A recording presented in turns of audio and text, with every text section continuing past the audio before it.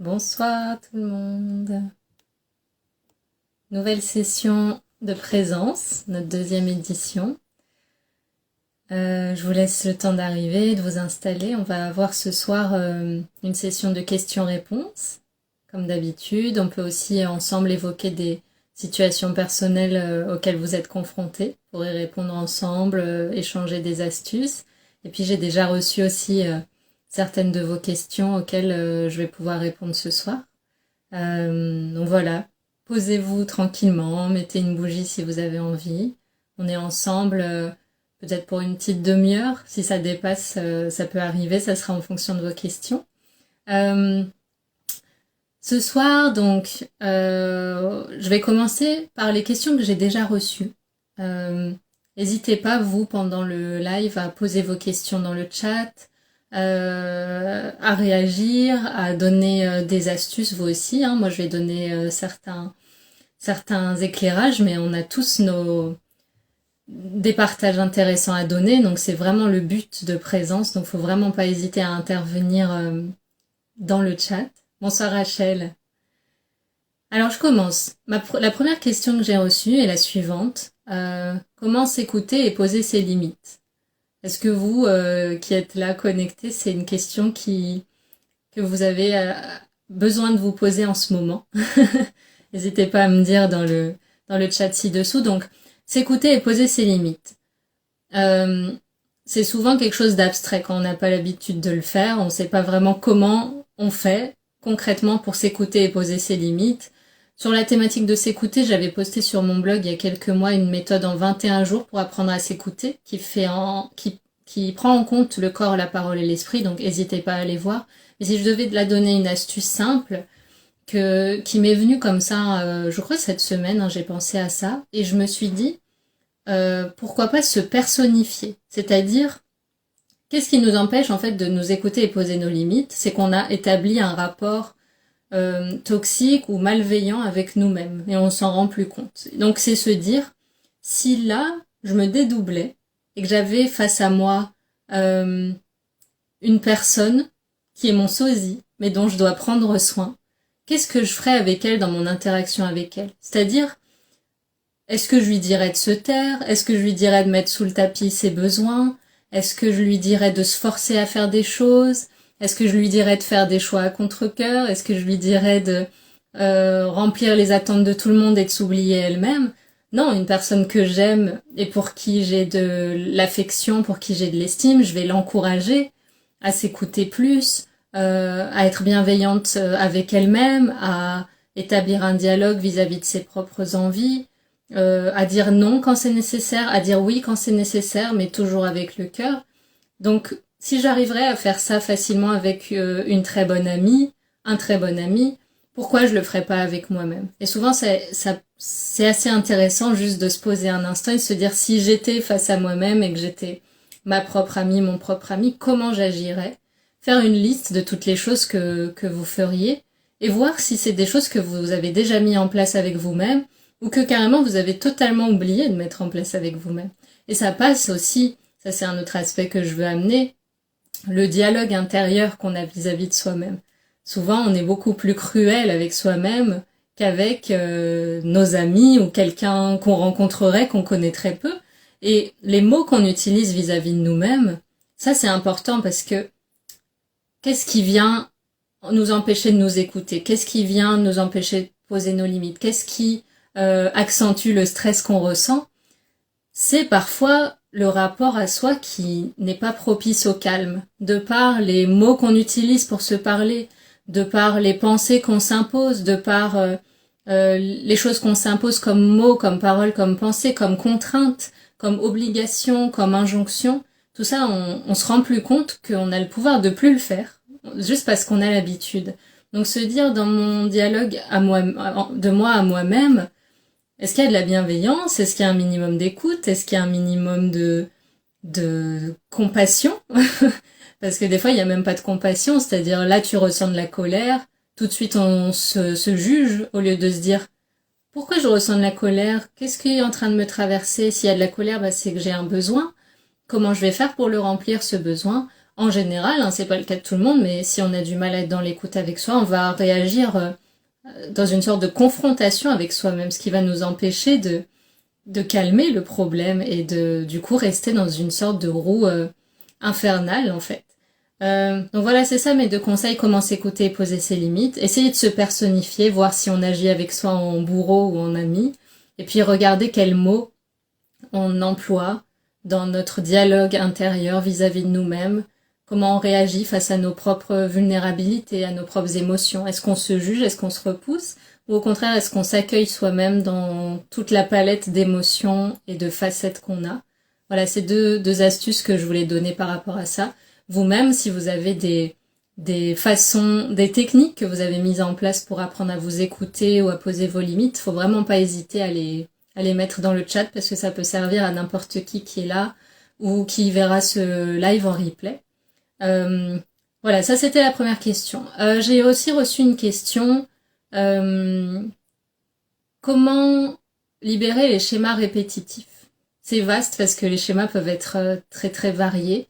Si je devais donner des éclairages, déjà d'où viennent nos schémas répétitifs? Ça peut être des habitudes mentales et émotionnelles qu'on a mises en place à un moment de notre vie comme mécanisme de défense. Ça peut être des blessures fondamentales, comme on connaît les 5 blessures de Lise Bourbeau qui sont assez connues. Ça peut être du transgénérationnel qui a été transmis. De par nos générations, ça peut remonter parfois jusqu'à 4, 7, 10 générations, hein, on peut aller explorer ça en soins. Il y a des schémas répétitifs qui peuvent être des schémas émotionnels qu'on a hérités de nos parents ou au-dessus. Ça peut être du karma aussi, des vies antérieures qui sont venues conditionner un certain aspect. Dans les lectures akashiques, j'ai déjà vu des vies antérieures qu'on a libérées, qui venaient carrément impacter certaines douleurs physiques, certaines phobies, certaines peurs. Donc c'est quelque chose comme on n'en a pas conscience, on peut vite laisser ça de côté. Mais parfois c'est une piste intéressante de travail quand tout le reste du travail avant n'a pas permis de libérer totalement un schéma répétitif, que ce soit un schéma répétitif d'attirer toujours la même situation, d'attirer toujours le même type de personne, de vivre sans cesse le même échec, d'avoir des peurs, des pensées récurrentes. Ça, c'est que quelque chose n'a pas été désactivé, tout simplement, pas parce qu'on n'a pas travaillé sur soi, parce qu'on fait tous un travail à notre façon, mais parce que la racine du problème, c'est-à-dire le premier événement, n'a pas encore été identifié ou soigné, parce que tous nos schémas émanent d'un moment donné dans notre construction, que ce soit pendant notre vie ou même pendant notre gestation dans le ventre de notre maman, un moment où une émotion s'est ancrée. Et par la suite, les schémas ne sont que des conséquences du séisme, comme des répétitions, comme des photocopies de ce qu'on a ressenti à un moment donné. Et c'est important de revenir à la première photocopie, voire même à la copie originale, pour libérer. Et après, toutes les autres répétitions vont partir d'elles-mêmes. Et ce qui aide aussi, c'est un truc que j'ai identifié ça récemment, c'est dans le travail de la mémoire corporelle. Parfois, ça peut arriver que on ressente, vous me direz ce que vous en pensez, mais qu'on ressente un décalage entre comment on se sent dedans, comment est notre corps, comment il se comporte, qu'est-ce qu'il exprime, et aussi les situations qu'on attire. Et une chose qui est importante par rapport à ça, c'est de savoir que parfois, là où on en est à l'intérieur, on peut être hyper serein, avoir travaillé, dépassé plein de choses, mais il se peut, ça arrive quand on fait le travail de déprogrammation corporelle en séance, il se peut que le corps, lui, soit resté bloqué dans sa mémoire et sa vibration d'il y a 5 ans, ou 10 ans, ou 20 ans. C'est pour ça que la déprogrammation corporelle est importante, parce que on peut se sentir bien dedans, mais être totalement étonné et déstabilisé de continuer à attirer les mêmes schémas qu'il y a 10 ans ou 5 ans. Et en fait, c'est parce que ce qu'on attire à soi, ça émane en très très grande partie de la vibration du corps, et pas de comment on se sent dedans. Donc des fois, nos états d'esprit et ce qu'on attire ne sont pas en phase. Ça peut être un signe qu'il faut peut-être faire un travail de déprogrammation corporelle, c'est-à-dire ramener la vibration du corps au présent et pas qu'elle soit bloquée dans le passé. Donc voilà, c'est une piste pour les personnes qui peut-être sentent ce décalage. N'hésitez pas à me dire ce que vous en pensez. Oui, Sandrina, je lis ton message. Oui, super important d'apprendre à s'écouter et être conscient de ses émotions. Oui, effectivement. Parce que quand on le fait pas, c'est pas forcément grave, c'est pas forcément quelque chose qu'il faut juger, mais on arrive toujours à un point, un paroxysme où soit on sait plus ce qu'on veut, soit on se met à identifier tout d'un coup, du jour au lendemain, plein de choses dans notre environnement qu'on n'aime pas, qui nous font pas du bien, et on est surpris que tout ça ait pu trouver sa place autour de nous. Donc plus tôt on commence à s'écouter, plus tôt on arrive à dire oui et non, on peut dire les deux, pas exclure le non. Plus tôt on arrive aussi à être conscient de ses émotions, mieux c'est tout simplement. Parce que sinon on atteint un paroxysme où c'est tellement pas naturel de se nier soi-même qu'on finira par avoir un mal-être. Et le but c'est d'éviter ce moment-là. Et même si on arrive à ce moment-là, bah, c'est que ça faisait partie de notre chemin de vie. Et il y a toujours des solutions pour venir stopper ces habitudes intérieures qu'on peut totalement remodeler à son rythme, tout simplement. Quelle autre question j'ai eue? Donc, on a parlé de s'écouter, poser ses limites, on a parlé des schémas répétitifs. J'avais une question aussi que j'ai reçue sur d'où viennent les peurs. Très vaste aussi, c'est comme pour les schémas répétitifs. Alors les peurs, elles peuvent venir, elles peuvent avoir été transmises comme un héritage émotionnel des parents. Ça peut être des peurs transmises pendant notre gestation, si c'est une peur qui était ancrée chez notre maman. Ça peut se désactiver aussi, se déprogrammer. Ça peut être des héritages transgénérationnels qui viennent carrément d'événements qui ont été vécus par les ancêtres. Ça aussi, on peut le libérer. Ça peut être de nos expériences concrètes, c'est-à-dire un traumatisme à un moment donné qui n'a pas été intégré normalement dans la mémoire corporelle et dans les émotions. Donc ça aussi, un travail de retourner en arrière pour apaiser la part de nous qui n'a pas fait la paix avec ce qui a été vécu, qui n'a pas absorbé la sagesse et la leçon de ce qui a été vécu et qui en est resté juste à l'idée que c'était soit injuste, soit anormal. Et l'idée, c'est d'aller faire la paix avec ce qui s'est passé. Peu importe ce qui s'est passé, c'est toujours possible de faire la paix parce qu'on le fait en cadeau pour soi, hein, pas pour les autres. D'où viennent les peurs autrement? Traumatisme non réglé, comme on disait, mémoire cellulaire, mémoire du corps, de nos croyances qui peuvent elles-mêmes être transmises. Ça peut être aussi des mécanismes de protection. Quand on s'est senti longtemps en danger, en fonction de comment on s'est construit, tout ça. Les peurs, ça peut être des mécanismes de protection dans le sens où on va beaucoup anticiper, beaucoup créer des scénarios catastrophes. Vous pouvez me dire dans le chat si vous êtes de la team scénario catastrophe. On a plein d'idées en général pour dire pour dire comment ça va mal se passer, plutôt que dire comment ça va super bien se passer. Donc voilà, les peurs peuvent, comme je disais, émaner d'un mécanisme de protection. C'est-à-dire, si j'anticipe tout, si je prévois tout ce qui peut mal se passer, je suis en sécurité.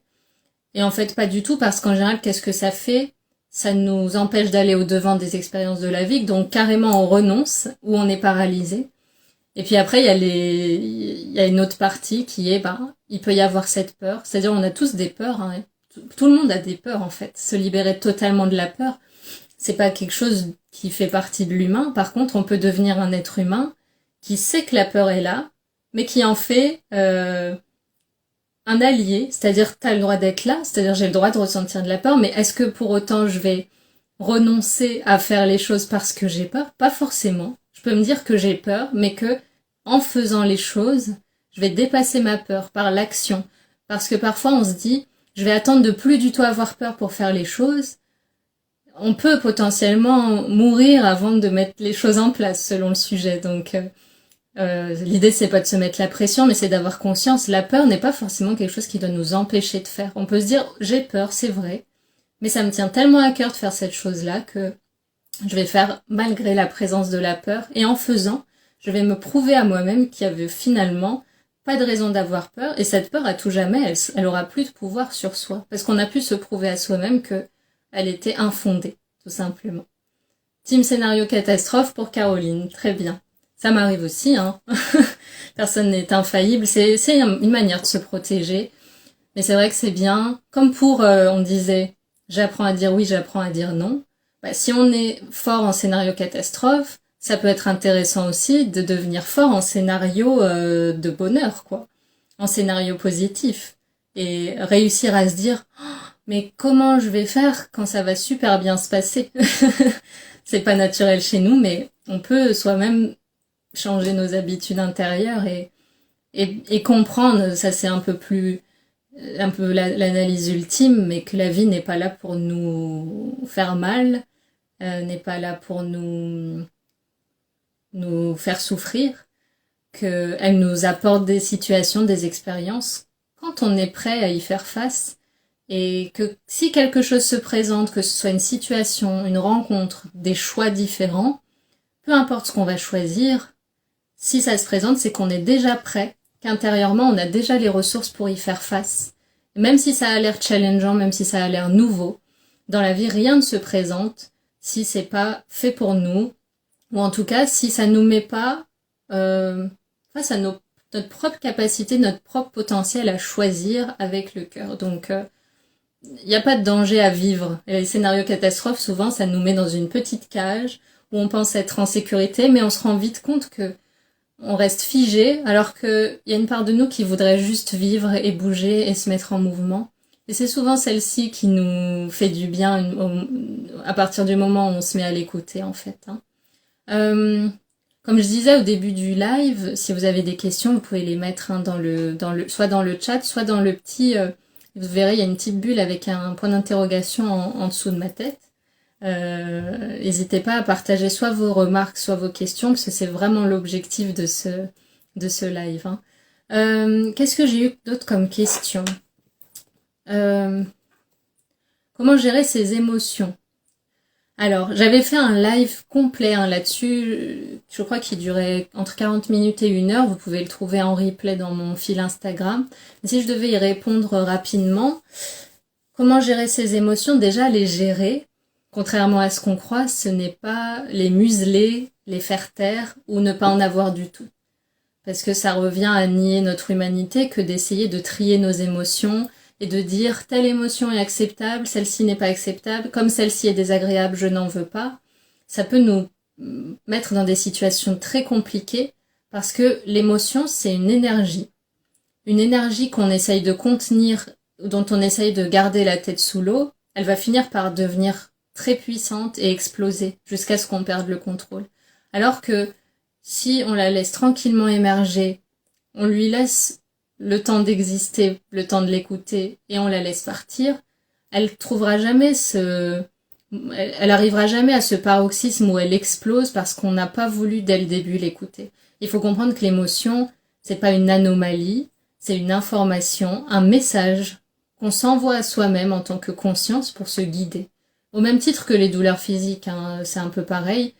C'est une émotion apparaît, elle vient délivrer un message. Après, libre à nous de prendre le courrier et de l'ouvrir. Si on ne le prend pas, le message, l'émotion, elle reviendra sans cesse jusqu'à ce qu'on ait bien voulu l'écouter.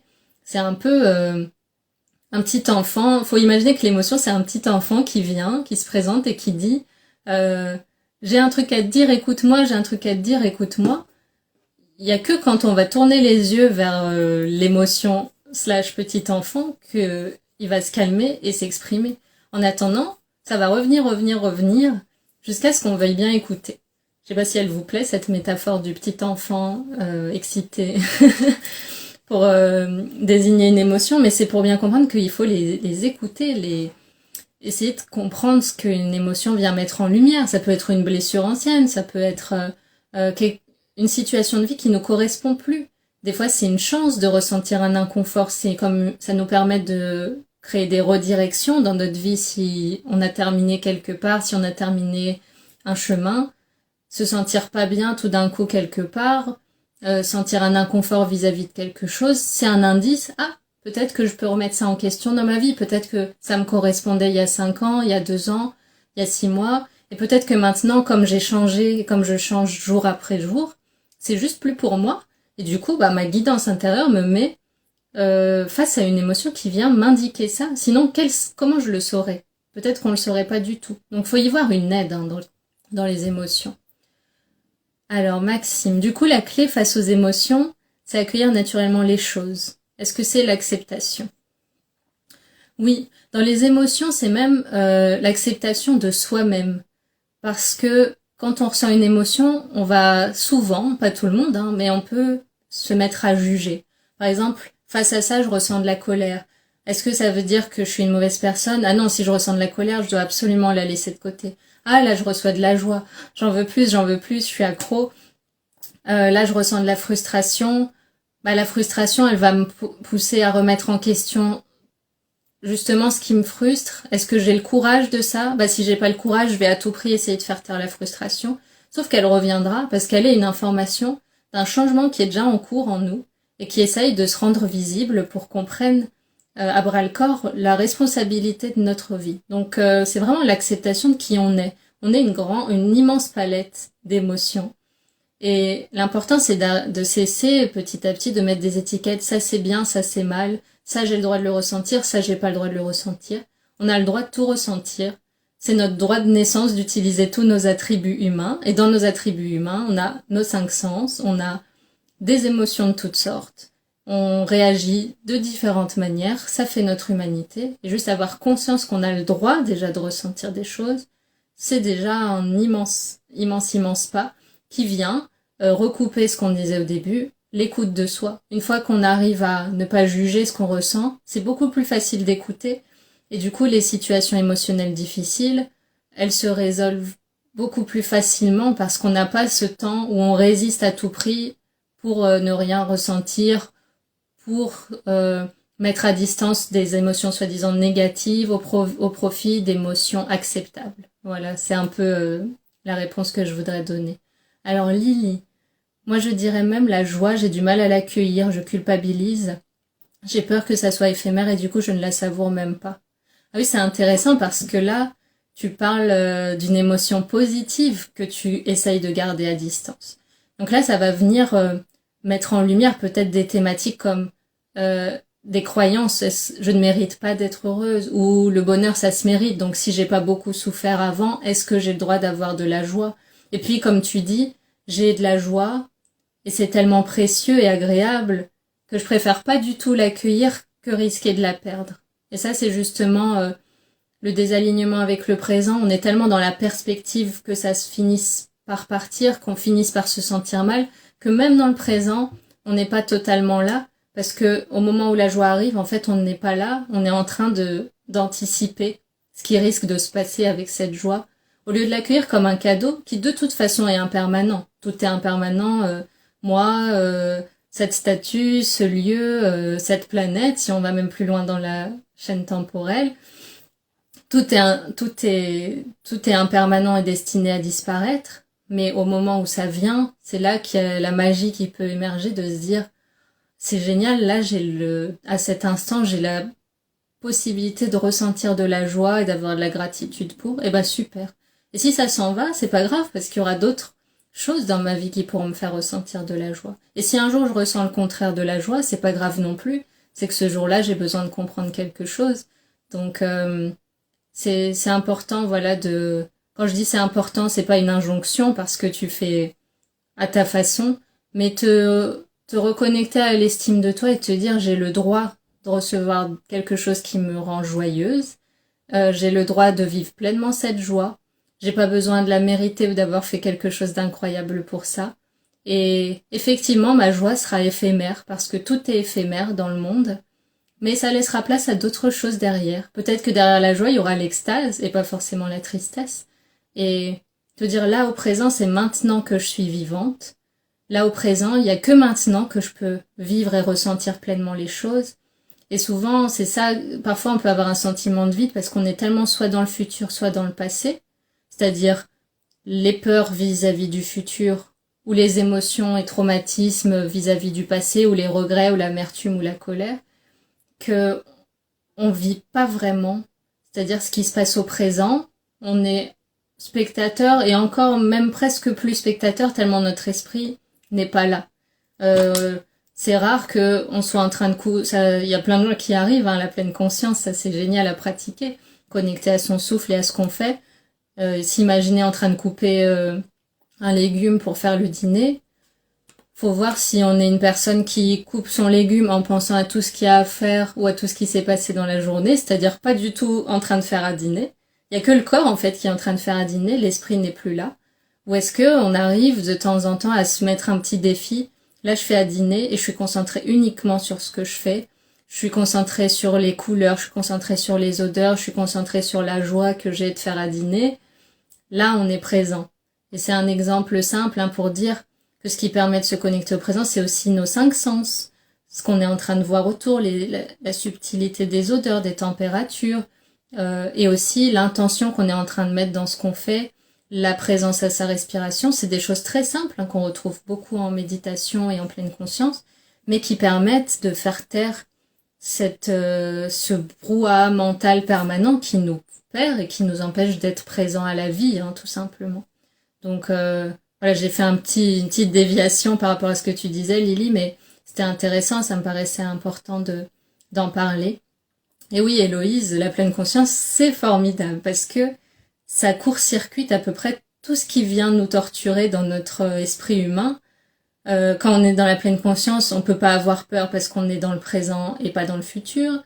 Quand on est dans la pleine conscience, on peut pas regretter des choses ou se blâmer parce qu'on n'est pas dans le passé, on est dans le présent. Dans la pleine conscience, on est présent à son corps, donc on écoute facilement ses alertes, on écoute facilement ses émotions, on les juge pas parce qu'on n'est pas en train de les comparer avec ce qu'on a vécu avant ou ce qu'on risque de vivre demain. Donc c'est pour ça que l'outil le plus incroyable qui nous est donné pour aller dans ces états de pleine conscience facilement, c'est la méditation. Moi, si je devais donner un conseil à quelqu'un qui fait pas du tout de thérapie, pas du tout de soins énergétiques, qui est pas intéressé par le fait de lire ou quoi que ce soit, eh ben, au moins, médite 10 minutes tous les jours pendant 1 an et tu verras que t'es plus du tout la même personne, quoi. Donc, si je devais donner déjà un conseil à quelqu'un qui veut juste se calmer un peu, retrouver de la présence à soi, souffler un coup, calmer le stress, voilà, ça règle à peu près tout, la méditation. C'est vraiment méditer un minimum de 10 minutes par jour en se disant j'ai que ça, si je dois me fixer un truc, c'est ça. Et puis méditer, c'est vaste, il existe des méditations guidées, des musiques pour méditer. Moi, ce que je vous conseille, c'est vous poser dans le silence et vous concentrer que sur votre respiration pendant 10 minutes. Et s'il y a des pensées qui arrivent, c'est pas grave, c'est normal. Et elles vont être de moins en moins nombreuses au fil des semaines. Mais au début, se dire, ok, il y a une pensée, mais moi, mon objectif, c'est de me concentrer que sur mon souffle. Et même s'il y a des allers-retours entre la pensée et le souffle, la pensée et le souffle, c'est pas grave. L'idée, c'est de tenir 10 minutes et se dire, là, je reste que sur mon souffle. Et petit à petit, les pensées se calment minute après minute, on sent le corps qui se détend. Et si vous arrivez à méditer plus, c'est génial, hein. Mais 10 minutes, c'est déjà un bon minimum si vous débutez. Il existe plein d'applications pour ça. J'ai mis sur mon blog un article qui s'appelle 5 conseils pour bien méditer, où dedans je décris la posture que vous pouvez adopter physiquement, des petits conseils pour commencer à méditer. N'hésitez pas si vous êtes rempli d'émotions, beaucoup de stress, un mental hyper agité, c'est l'outil le plus direct pour résoudre ces choses-là, en parallèle d'un travail personnel ou thérapeutique ou autre, hein, bien sûr. Alors, qu'est-ce que j'ai eu comme autre question? J'ai eu une autre question. Comment développer son chakra racine? Alors, développer son chakra racine, j'imagine que ça veut dire renforcer son ancrage. En fait, quand le chakra racine est déséquilibré, c'est pas qu'on a une anomalie, c'est comme pour les émotions, c'est un message. Pourquoi le chakra racine peut être déséquilibré? Ça peut être quand on a un rapport difficile avec l'autorité. Ça peut être quand on a un rapport difficile avec l'argent, avec le plaisir, avec la sexualité. Ça peut être quand on a énormément de peur et d'insécurité. Ça peut être quand on est très déconnecté de la matière et beaucoup dans des sphères imaginaires, beaucoup d'idées, mais très peu de capacité à concrétiser. Tout ça, c'est des signes que on peut aller travailler son chakra racine. Et il y a plein de méthodes. Alors, travailler son ancrage, c'est très important, des visualisations, des méditations d'ancrage. Mais ce qui aide à libérer aussi le chakra racine, au-delà d'aller essayer à tout prix de le renforcer, c'est déjà de regarder s'il est équilibré, par exemple dans un soin énergétique, voir si dedans se cachent des peurs très ancrées, des problématiques par rapport à la maternité, des choses qui sont ancrées dans l'énergie féminine, dans le transgénérationnel. Et une fois ce nettoyage fait, là, on peut beaucoup plus sereinement faire un travail où on entretient la belle énergie qu'on aura mise en place dans le chakra racine par de l'ancrage, par du yoga, par certaines postures, pour venir garder cet ancrage au quotidien. À quoi ça sert l'ancrage? Ça sert à être dans le présent. Déjà, quand on est bien ancré, on est très présent. à ce qui se passe là. Donc on est beaucoup moins dans le mental et les pensées. Ça aide aussi à la santé du corps, à avoir plus d'énergie, parce que toute l'énergie qu'on capte par la terre, c'est énorme pour le corps humain. Et quand on est ancré aussi, donc on a, voilà, comme je disais, la stabilité mentale, une bonne énergie physique. L'ancrage aussi, ça aide pour les personnes qui veulent s'élever. Parce qu'il y a beaucoup de personnes qui travaillent sur les plans spirituels, c'est génial. Et on n'y penserait pas, mais c'est une aide de s'ancrer parce que, faut imaginer un arbre, c'est un arbre. Si un arbre a beaucoup de branches, il va capter très haut l'énergie. Donc, justement, ce processus d'élévation spirituelle, il faut qu'en bas, en miroir, il ait des racines très profondes. Donc, travailler l'ancrage, c'est pas du tout antinomique, contraire à une élévation. Au contraire, ça va venir soutenir le fait de monter très haut, sans être totalement balayé, déstabilisé ou déconnecté de la réalité.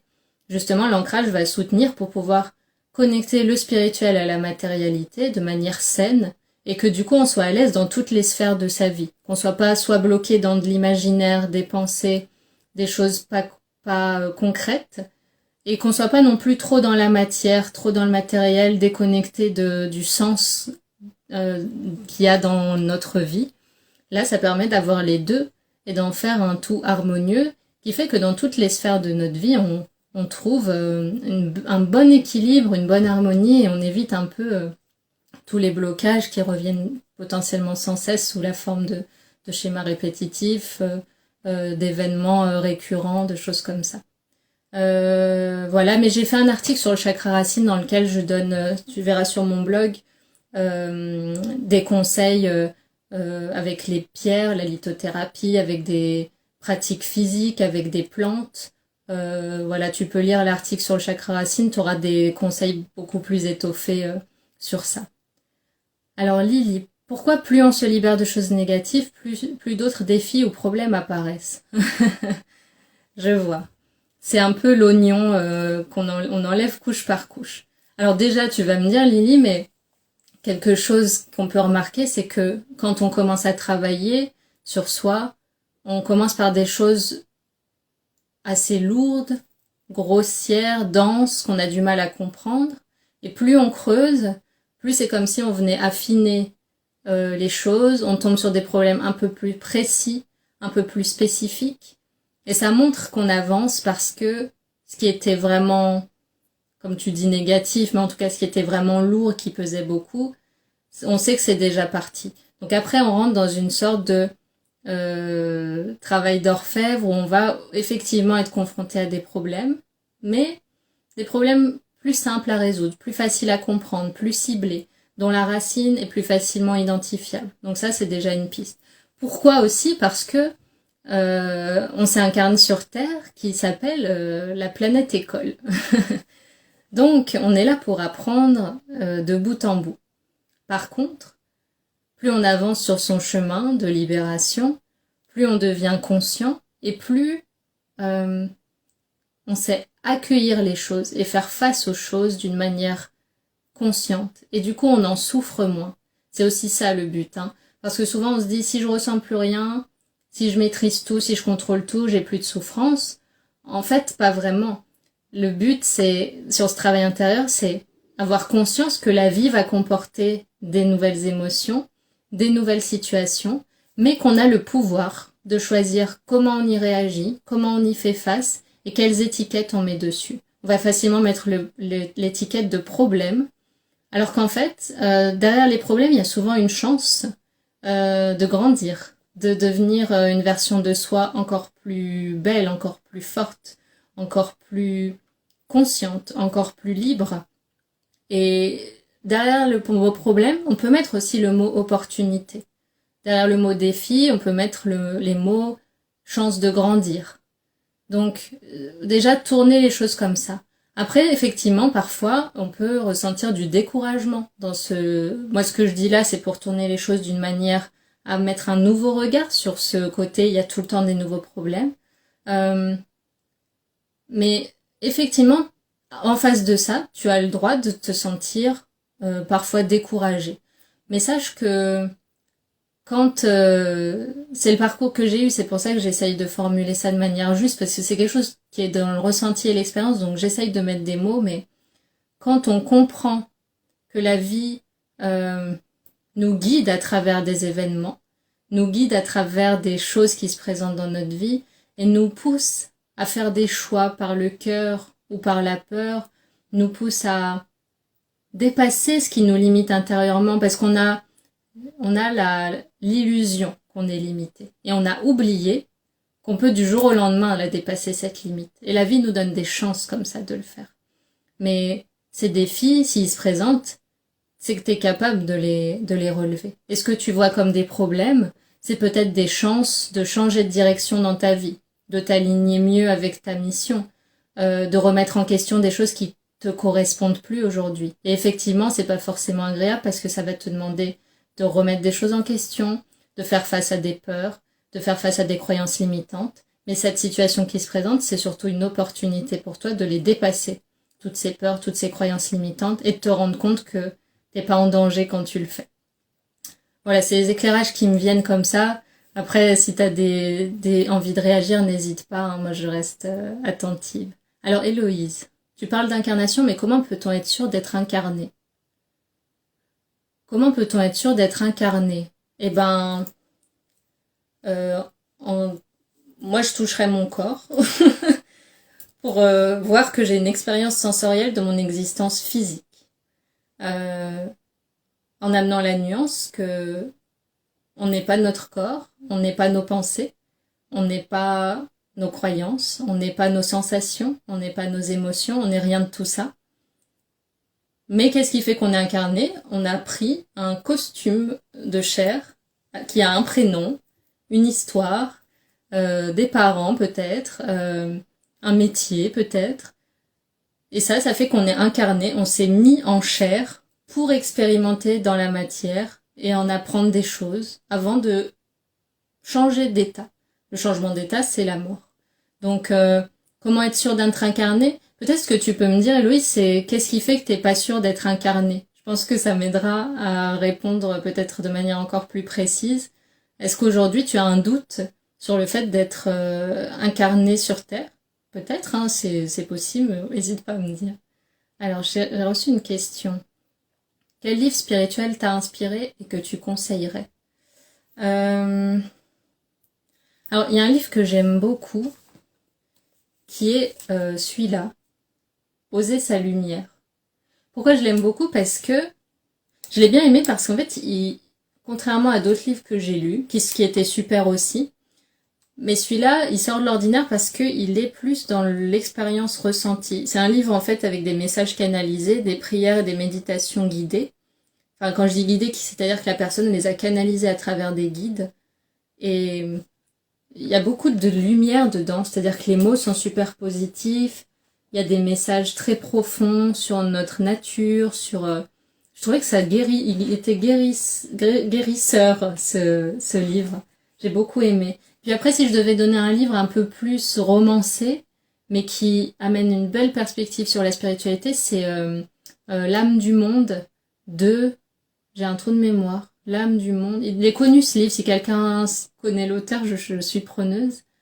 J'ai oublié. L'âme du monde.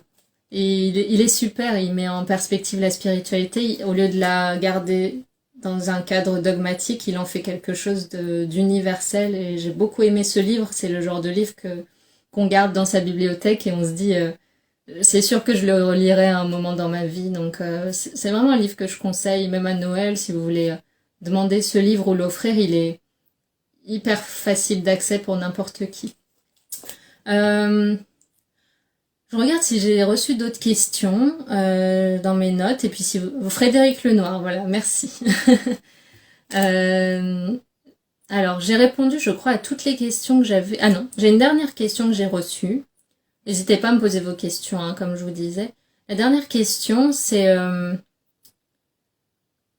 comment rester fort? Comment résister aux épreuves? Comment rester toujours combatif?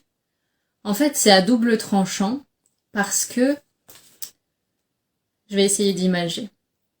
Quand on veut être fort tout le temps, quand on s'oblige à être fort ou forte, on s'épuise. Dans le sens où, en voulant être fort, on sollicite sans cesse notre énergie masculine. L'énergie masculine en nous, elle correspond au côté ambitieux, notre autorité naturelle, notre capacité à concrétiser, à prendre des décisions, un côté très dans la matière, très fort, très installé. Et à force de vouloir à tout prix être fort pour se protéger ou autre, c'est comme si on sursollicitait le masculin jusqu'à l'épuiser, jusqu'à arriver à un moment où à force d'avoir voulu être tout le temps fort, résister, le masculin finit par griller et ne plus répondre. Comment on rétablit le masculin et donc ce côté fort en soi?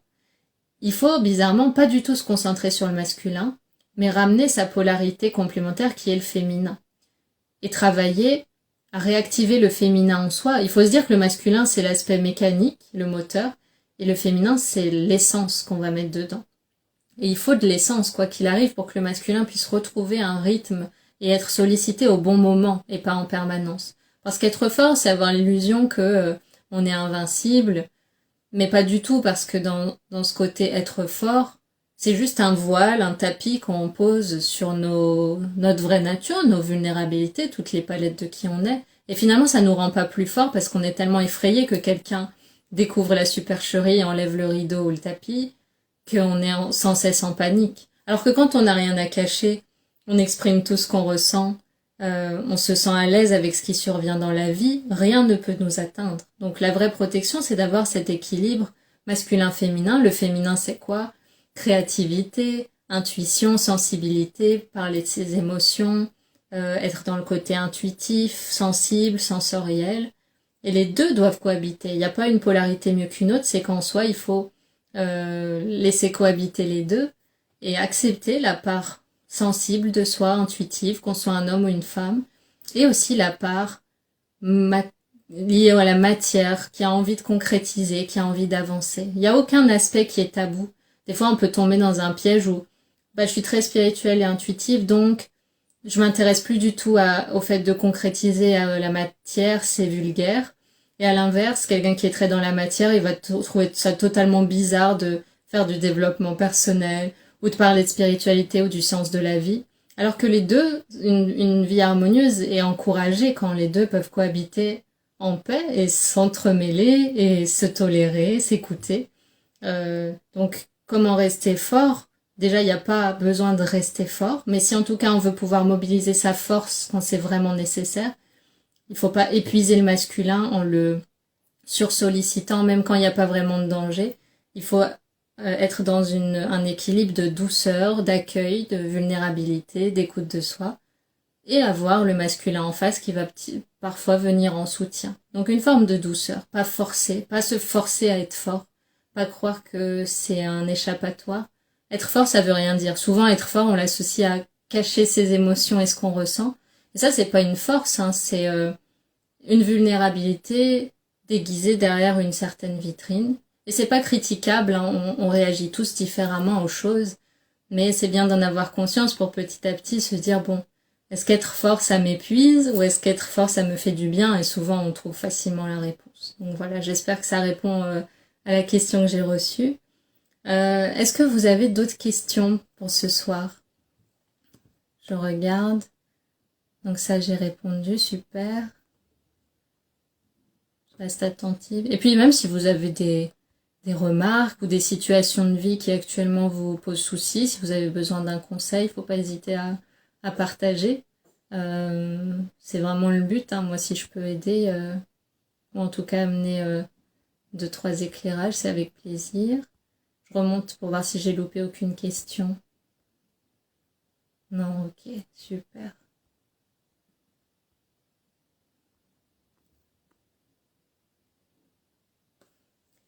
Je fais le point dans ma tête sur ce que j'ai appris cette semaine, parce que j'aime bien des fois faire ça, me dire qu'est-ce que j'ai appris d'important cette semaine que je pourrais partager à quelqu'un pour pas qu'il passe par les mêmes embûches que moi. Je pense que cette semaine, ce que j'ai le plus appris, parce que on en avait parlé la dernière fois, entre le 25 octobre et le 8 novembre, on avait tout un enchaînement astral qui encourageait à fond le changement et la transformation de soi. Pour certains, c'était très rude, pour d'autres, c'était plus doux, hein, comme à chaque fois. Moi, depuis la fin de ce cycle-là, donc le 8, c'est toutes sortes d'émotions qui sont remontées. Et ce que vraiment je pourrais conseiller pour ne pas être balayé par ça, comme par un tsunami, c'est de verbaliser le plus tôt possible. Parce que parfois on ressent une émotion et elle est tellement habituelle qu'on se dit elle est encore là, super, bon bah je vais me mettre Netflix, comme ça j'y pense plus. Et 6 heures après, on pète totalement un plomb parce que la frustration ou la colère ou l'émotion au moment où elle est arrivée, on l'a pas écoutée. On a cru qu'en s'occupant l'esprit, elle allait partir d'elle-même. Et ça, c'est un truc que j'ai expérimenté et c'est important. Même si ça, alors on peut parler à voix haute si on a envie, on peut en parler à quelqu'un si on a envie, on peut écrire, mais se donner une voix à soi-même et tout de suite connecter. Ok, là j'ai un inconfort. Qu'est-ce que je suis en train de ressentir? D'où c'est venu? À quel moment c'est intervenu? Est-ce qu'il s'est passé quelque chose qui a fait un effet déclencheur? Est-ce que ce déclencheur, il me rappelle autre chose que j'ai déjà vécu? On est capable d'analyser tout ça, tout le monde est capable, il suffit juste de connecter sans peur à ce qui est ressenti, même si c'est désagréable. Alors une question là, comment suivre son cœur? Alors comment suivre son cœur? Il faut alors, enfin c'est pas une méthode, mais peut-être un éclairage, c'est on sait tous très facilement quand on est sincère avec soi-même et quand on prend le temps de se poser la question surtout, est-ce que je suis en train de faire ça pour rentrer dans un moule, pour satisfaire une image de moi-même, pour satisfaire les attentes de quelqu'un, ou est-ce que véritablement cette décision que je prends, elle est guidée par mon cœur, c'est-à-dire elle est guidée par un sentiment de joie que je ressens quand je me connecte à cette potentialité ou à ce choix. Et ça peut être même très concret. Je pose mes mains sur mon cœur. J'ai 2 choix. Choix 1, je pose les mains, je ferme les yeux et j'imagine en détail ce choix. Si je fais ce choix, à quoi ça va ressembler, etc. Et le corps est très intelligent. Il va vous faire sentir tout de suite si la poitrine est oppressée, les épaules rentrées, le corps lourd. Aussi au contraire, il y a une immense joie, presque une joie enfantine à l'idée de faire les choses, une légèreté dans le corps, une excitation. Ça, c'est une boussole qui est hyper fiable, le corps. Le corps ne peut pas mentir, contrairement à notre mental. Donc, comment suivre son cœur si on ne sait pas le faire instinctivement? Se poser quand il y a un choix. Dire à la personne, si c'est quelqu'un qui attend le choix, donne-moi une journée, donne-moi 1 heure, donne-moi 5 minutes, et vraiment se demander dans le cœur. Pas de manière automatique comme on fait d'habitude. Bah, je vais dire oui, sinon on va m'en vouloir. Bah oui, je vais le faire parce que j'ai l'habitude de faire ce qu'on me dit. Non, c'est souvent très chiant de faire ça. Et se dire, j'ai fait ça jusqu'ici, ok, pas de souci. Est-ce que j'ai envie de continuer? Pas forcément. Donc si j'ai envie de suivre mon cœur, je suis capable de dissocier cette envie spontanée qu'il y a en moi de ce choix que je fais après avoir beaucoup cogité, avoir jaugé les peurs, les scénarios catastrophes. Non, là, il faut laisser à nouveau de côté cette liste et se dire, si je me base sur ma première sensation physique par rapport à ce choix, je saurai tout de suite si c'est bon pour moi, si ma gorge se bloque ou si elle est ouverte, si ma poitrine s'écrase ou si elle est pleinement dans la radiation, dans le fait de vibrer. On est tous capables de sentir ça. Donc c'est une méthode sensorielle pour se connecter au cœur. Héloïse. Faut avoir du temps pour ça, ce n'est pas toujours évident lorsque le quotidien, boulot, enfant, course, ménage nous absorbe. Alors, je sais pas de quoi tu parles, est-ce que tu parles de la méditation ou d'autres choses? Trouver du temps, effectivement, parfois on n'en a pas. Moi, une époque où j'avais pas beaucoup de temps pour mes routines et tout ça, bah, je me suis dit, ma routine c'est trop important pour mon équilibre quotidien. Je mettais mon réveil 1 demi-heure plus tôt que d'habitude. Et la première demi-heure de ma journée, c'était méditation, pilates, boire un thé, lire, juste quelque chose que j'avais choisi pour moi-même et qui s'imposait pas à moi. Donc à toi de voir à quel point c'est important pour toi, mais Si tu arrives à aménager 15 minutes, 30 minutes juste à toi en début de journée ou en toute fin de journée en fonction de ce qui est arrangeant, tu peux choisir ça, de te dire ouais, peut-être je vais un peu moins dormir, peut-être que je vais me coucher légèrement plus tard, mais l'équilibre intérieur que ça va t'amener dans ton quotidien, ça va être incroyable parce que même quand tu seras au boulot, même quand tu seras avec les enfants, même quand tu feras toutes ces choses, tu auras un calme beaucoup plus grand. Et même en faisant ces choses, tu apprécieras mieux ton quotidien. Plutôt qu'avoir l'impression qu'il t'engloutit, tu pourras aborder les choses avec un autre état d'esprit. Donc, euh, c'est ça. Bah, comme dit Maxime, voilà, c'est intégrer les choses à ton quotidien, la conscience de soi, les émotions. Il y a la méditation d'un côté, comme dit Maxime, où tu peux te concentrer sur le souffle. Mais il y a aussi tout le reste de la journée qui peut être propice à la méditation. Tu peux ramener ton enfant de l'école dans un esprit calme et méditatif. Tu peux faire le ménage en écoutant une musique douce. On peut intégrer des fois plus de douceur, de calme et de conscience, même dans les choses qu'on a l'habitude de faire dans l'agitation. Donc t'es pas obligé d'avoir 1 heure libre par jour pour prendre soin de toi. C'est même la présence à ce que tu fais au moment où tu le fais, l'état d'esprit dans lequel tu fais, la gratitude que tu mets même dans les choses et les moments les plus simples du quotidien. Déjà ça peut faire la différence. Donc voilà, j'espère que ça t'éclaire, Héloïse. Je pense qu'on va conclure ce live pour ce soir. J'en prévoirai régulièrement parce que c'est des échanges qui sont super enrichissants pour tout le monde et que j'adore. Donc en attendant, s'il y a des questions, vous me les envoyez en DM, je les garderai précieusement pour la prochaine fois. Envie de réagir ou autre, on peut échanger en privé, même sur des situations personnelles que vous avez. Et puis moi, je continue les soins. Là, le planning de novembre il reste quelques dispos. Je fais des soins énergétiques un peu sur toutes les problématiques qu'on a abordées aujourd'hui, transgénérationnelles, émotionnelles, physiques, spirituelles. On peut aborder plein de sujets. J'ai aussi un soin qui est adapté pour les femmes enceintes, se connecter à l'âme du bébé, aborder physiquement les choses plus sereinement, toutes les peurs reliées à la grossesse, même le deuil périnatal. Et puis, lecture akashique, donc l'exploration des vies antérieures pour aller lever certains blocages. Donc vous avez toutes ces infos sur mon site. Et donc je fais ces séances à distance, par téléphone ou en visio, comme vous préférez, avec tous les pays du monde. J'ai des personnes à l'autre bout du monde, c'est passionnant. Et en tout cas, n'hésitez pas si je peux vous aider. Et je vous souhaite à toutes et tous une excellente soirée. À bientôt.